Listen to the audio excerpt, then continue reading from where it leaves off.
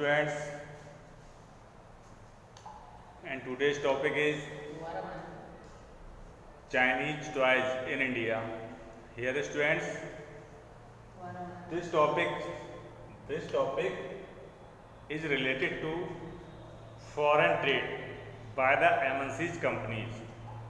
Advantage and disadvantage, यानी advantage and disadvantage से बिल्कुल रिलेटेड चैप्टर है ये, और ये आपको बताएगा कि एमएनसी कंपनी से what is the advantage and what is disadvantage, यानी क्या एडवांटेज है और क्या डिसएडवांटेज है, बिल्कुल क्लियर हो जाएगा। और you know very well also, आप जानते हैं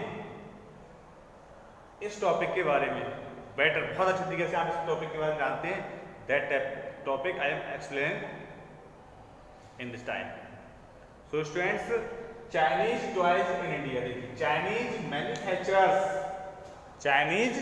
manufacturers got an opportunity to export toys in India। देखिए जब फॉरेन ट्रेड स्टार्ट हुआ, यानी एमएनसी कंपनी आई, एमएनसी कंपनी के आने से जो वर्ल्ड ट्रेड ऑर्गेनाइजेशन बना, और इन एमएनसी कंपनी के एक्सपेंड होने से, यानी एक कंट्री से दूसरी कंट्री में जाने से क्या हुआ, जो ट्रेडिंग था, गुड्स का ट्रेडिंग था, वो इजीली हो गया।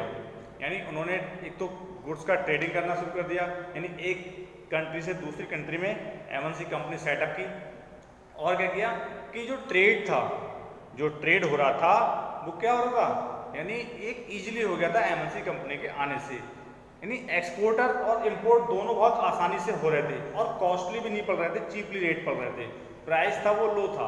तो जब चाइनीज, अब अर्लियर टाइम क्या था, in earlier time in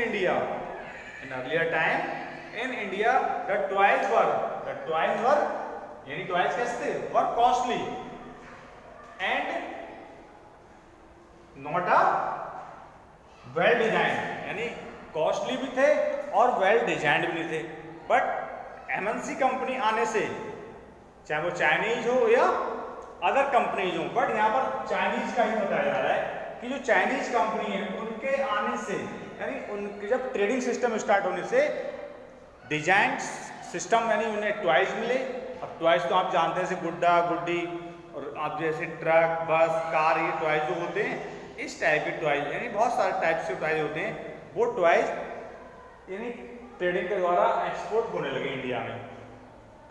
in India toys were being sold at a high price, यानी इंडिया में क्या था, जो टॉयज थे वो बहुत हाई कॉस्ट के थे, यानी इंडियन टॉयज थे वो महंगे थे, अब जैसे मैंने बताया आपको।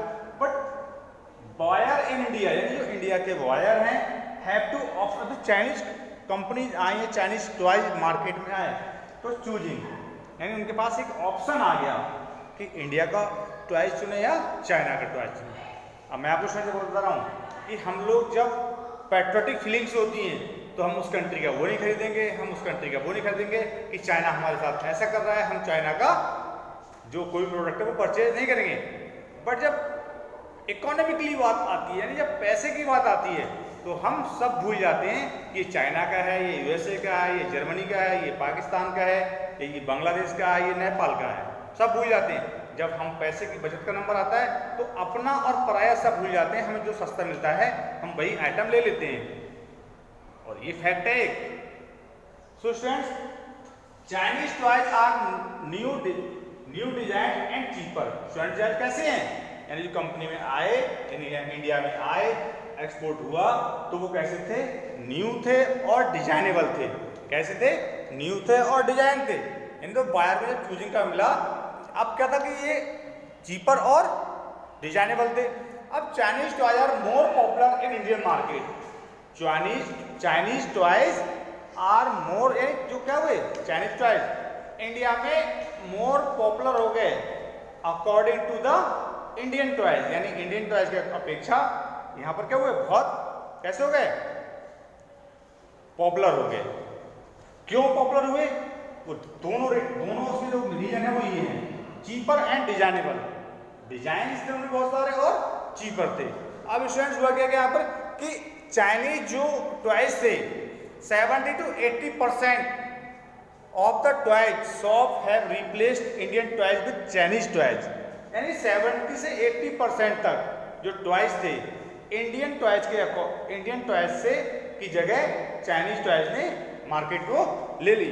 अब यहीं पर क्या होता है, तो ये क्या था, अब दे आर द था क्या कि they are the cheaper than the earlier, यानी क्या हुए वो चीपर हुए, यानी अर्लियर का मतलब इंडियन टॉयज से, तभी तो मार्केट में क्या हुआ 80% तक जो टॉयज थे वो चाइनीज आ गए। अब हुआ क्या कि व्हाट हैपनिंग हियर, अब इसके आने से क्या हुआ, देखिए when Chinese toys come to Indian market, यानी जब चाइनीज टॉयज थे जब इंडिया में आए तो क्या हुआ, Indian buyer had to greater choice to toys also available lower price. यानी अब इंडियन जो बायर थे, इंडियन जो खरीदार थे, उनके पास क्या हुआ, उनके पास ऑप्शन आ गया।